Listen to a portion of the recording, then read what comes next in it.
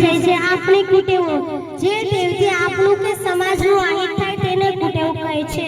મોડા ઉઠવું, દાન બરાબર સાફ ન કરવા, દાનથી ન કાપવા, મોં આગળ ઉમર રાખ્યા વિના છીંક કે ઉધરસ ગાવી, ગમે ત્યાં થૂકવું, બજારને ઉગાડી વાનગીઓ ખાવી, ચોપડીમાં ગમે ત્યાં લીટા કરવા, ચોપડીઓમાં ચિત્ર બગાડવા વગેરે પણ કુટેવો ગણાય છે.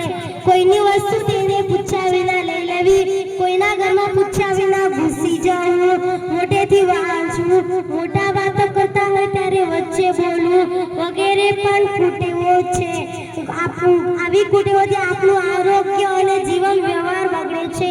ઘરનો કચરો ગમે ત્યાં નાખવો, કેળું ખાઈને તેની છાલ રસ્તા પર ફેંકવી, દાંતણની ચીરીઓ ગમે ત્યાં નાખવી, દિવાલો પર કોલસા કે ચોકથી ચિત્રામણ કરવું, ગમે ત્યાં પેશાબ કરવો, ટીવી કે મોબાઈલનો અવાજ મોટો રાખવો, સભામાં મોટેથી વાતો કરવી, બસ કે રેલવેના ડબ્બામાં ધક્કા મૂકી કરવા, રસ્તા વચ્ચે ચાલવું, વાહનો ગમે ત્યાં પાર કરવા, વાહનો ખૂબ ઝડપથી ચલાવવા વગેરે સામાજિક કુટેવો છે.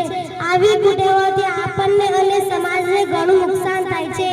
એક વખત પડેલી કુટેવ જલ્દી દૂર કરી શકાતી નથી, એટલે કે આપણે બાળપણથી સારી ટેવો પાડવી જોઈએ. આપણા માતા પિતા, શિક્ષકો અને વડીલો જે કહે તે પ્રમાણે આપણે કરવું જોઈએ. આ સારી કુટેવોથી આપણે અને સમાજને ફાયદો થાય છે. જય હિન્દ, જય ભારત.